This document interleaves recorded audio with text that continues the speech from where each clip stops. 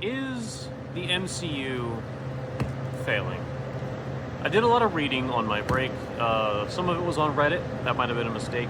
But apparently a lot of people are not happy with how the MCU Disney is handling itself.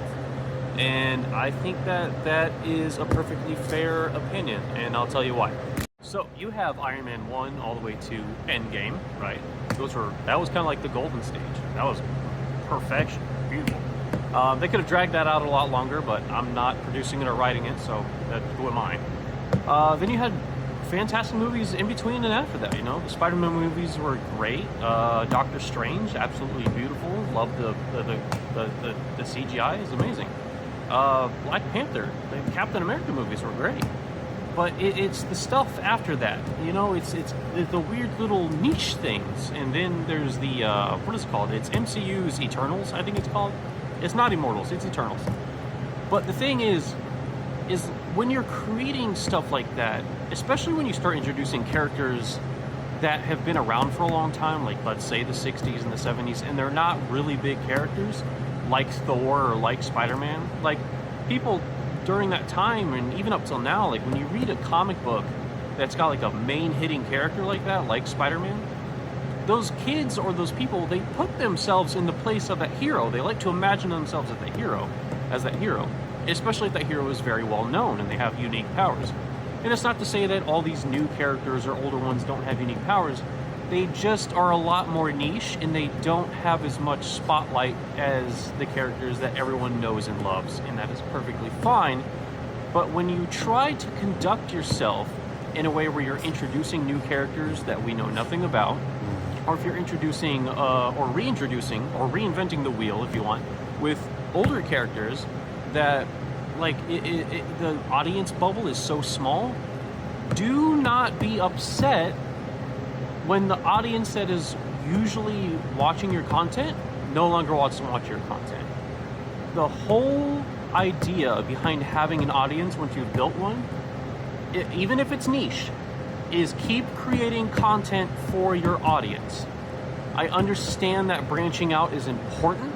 It is in any format, but you cannot do it in leaps and bounds. You have to have small dots. What I think would be really cool is if what Marvel did was like, the Spider-Verse, right?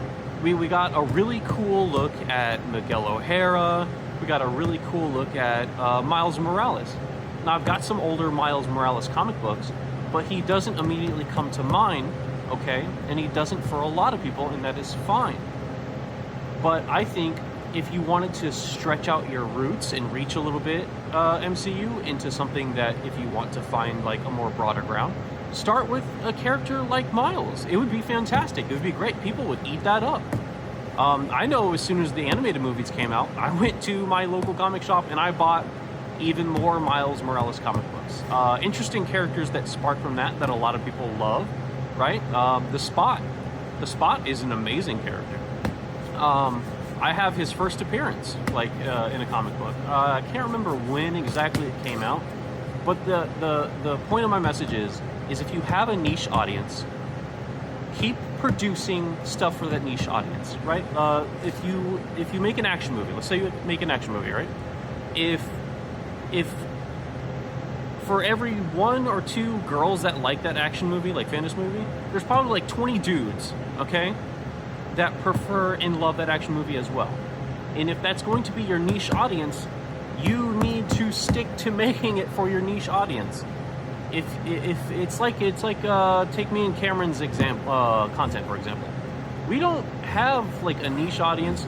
We don't make content that is like on any kind of rail system. Like this right here that I'm doing is completely out of line. Like me and Cameron's content is strictly about just weird everyday things or situations we find ourselves in that we just think are funny or cute. It's our everyday life, but there's oddball crap thrown in. And that doesn't reach a lot of people, and that's fine because I'm not doing this to gain an audience so that I can make money or anything like that. I'm happy with Cameron, and that's the end of the line for me. I've met my goal, so TikTok for me or YouTube for me right now, it's just a memory bank. If we get followers and we make money, cool. That's not the point of why I make content, okay? I do it because I want a memory bank and I want to just have video memories of me and my husband. But back to the point. A lot of people are upset with the MCU right now because their roots are spreading into areas where people just don't care. If the content is not good and you're not making it for a niche audience or the audience that has built you up, you are not going to succeed. And that goes for every content creator. It doesn't matter if you're a multi-million-dollar company. It doesn't matter if you're Fred that lives on 21st and who cares. Make your content for the people that built you up and stick with it. And when you reach out, do it in small bits, very small bits. Okay? It's not hard to understand. That's why MCU. A lot of these people agree. A lot of your audience, okay, agrees with movie critics on like YouTube and Reddit and shit, is because you're branching too far. Slow down. Thought of another example.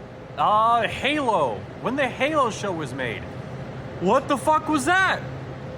Why did he take his helmet off? Why did Master Chief take his helmet off? Why is he falling in love? Halo was so easy, and these writers and producers fucked it into non-existence. It is not difficult. The game was made for you. The games were made for you. You had the plot. You had the characters. You had the plot. It is not hard to transfer that over into a TV show and go, this is Master Chief. He's gonna blow shit up. You could have done that. It would have been great. But he fell in love with the enemy. They boned.